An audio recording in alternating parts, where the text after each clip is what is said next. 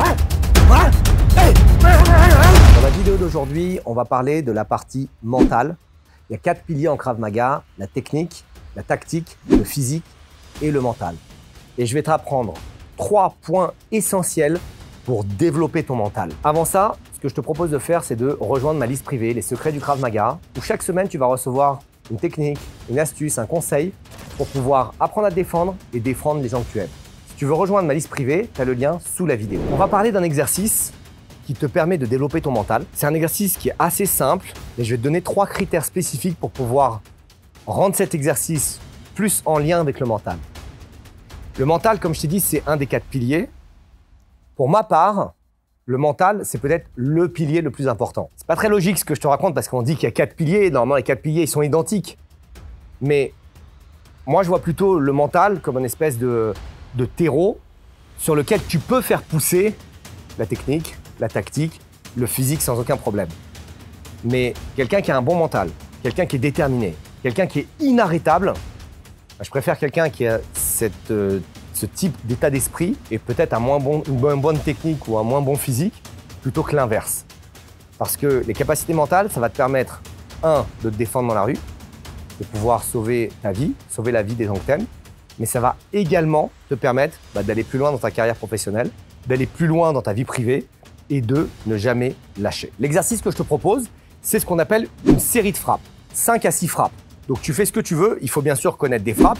Ça peut être 3 à 4 coups de poing direct, un coup de coude, un coup de poing marteau. Ça peut être un coup de pied direct, 2-3 frappes, un coup de pied circulaire. C'est toi qui décides en fonction de ce que tu connais. Je ne sais pas si quand tu regardes cette vidéo, tu es débutant, avancé, intermédiaire, peu importe, mais en fonction de ton arsenal, tu sélectionnes 4 à 6 frappes. Attends une seconde, j'ai quelque chose d'exceptionnel à t'annoncer.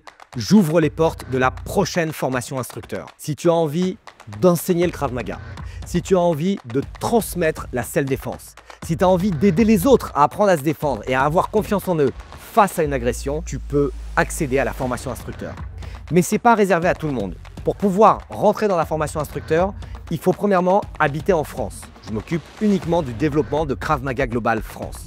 Deuxièmement, il faut avoir plus de 21 ans. Troisièmement, il faut s'entraîner depuis plus de 4 ans, avec une préférence pour le Krav Maga et pour les autres arts martiaux à percussion, comme la boxe ou le karaté.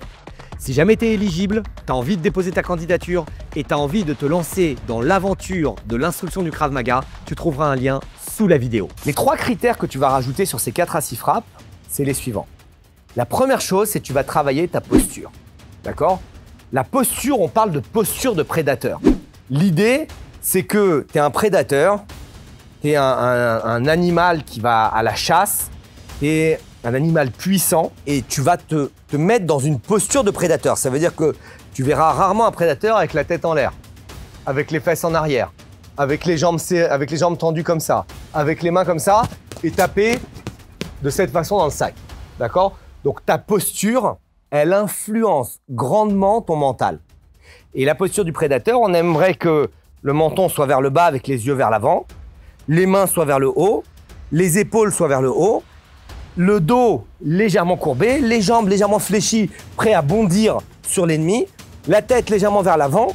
Mais tu vois, je suis dans une posture à chaque fois que je frappe où je suis prêt à combattre et à lui sauter dessus. Et pendant mon combat, je conserve cette posture.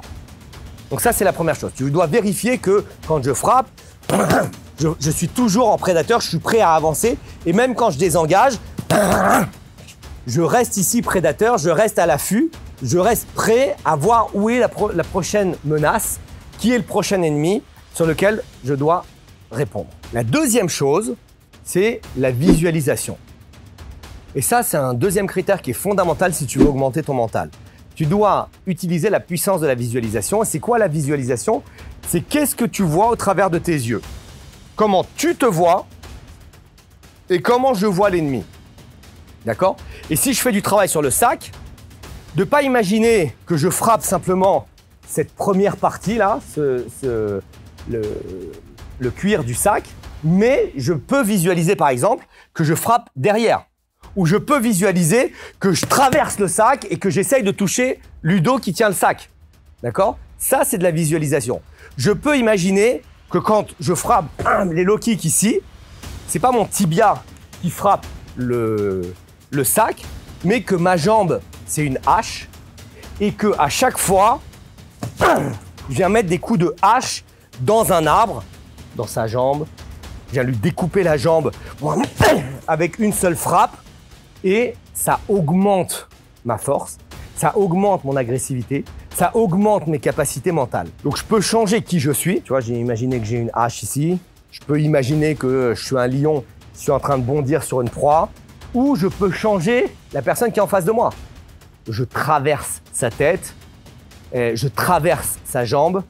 La personne qui est en face de moi, elle est beaucoup plus petite, elle est insignifiante. Et moi, je suis très fort et très musclé. Tout ça, ça se passe dans ta tête. Mais ce qui se passe dans ta tête va influencer ce que tu es en train de faire avec ton corps dehors. Troisième critère, utilise un grognement.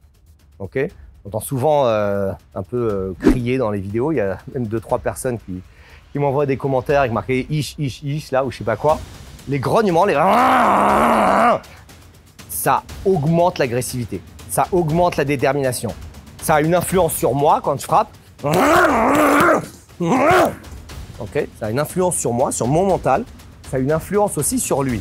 Parce qu'il m'entend crier, il m'entend grogner. Un peu comme quand tu vois des animaux qui sont l'un face à l'autre. Le fait de grogner, ça modifie ma situation interne, mon état interne. Mais ça influence aussi le sien.